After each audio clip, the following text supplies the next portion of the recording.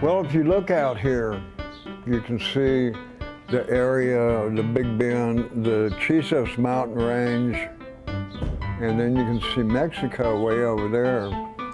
Picture seeing a wall.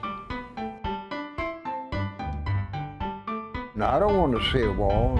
I know everybody else down here doesn't want to see a wall. What's it for?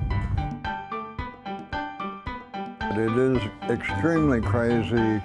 I don't know who to vote for.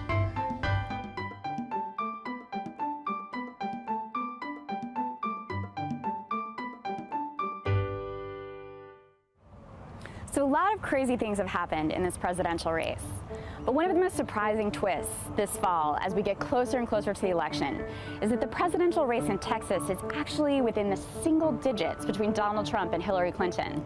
The reason that's so interesting is because Mitt Romney beat Barack Obama by almost 16 points here. And the last time that a Democrat won this state was in '76 with Jimmy Carter. There have been huge demographic shifts in the Lone Star State, particularly an enormous growth in the Hispanic population.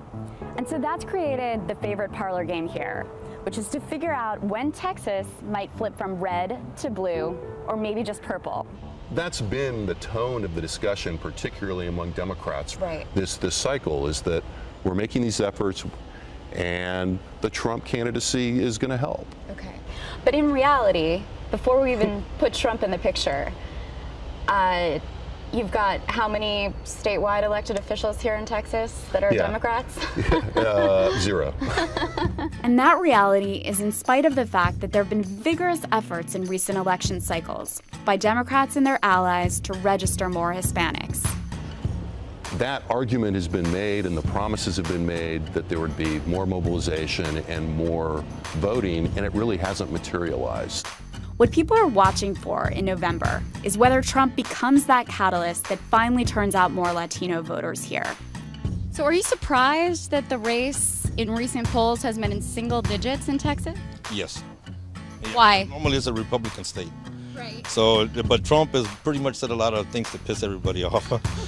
If there was a different Republican running in this race right now. I probably would have voted Republican. Okay. Yes. We all got to get along. We all live in this world, and we have to make it better. And he sounds like he just wants to fight, and he wants to be a bully, and that's not what a part of being a president is. That's one of the highest honors there is to be an American, but he's going about it the wrong way. Right. How much do you think that Trump has hurt efforts by Republicans to reach out to Latinos and bring them into the fold? I don't know. I think that he's damaged the potential for any Hispanic shift toward the Republican Party, but I think the existing leadership in the Republican Party in Texas has already done a pretty good job of alienating Hispanics.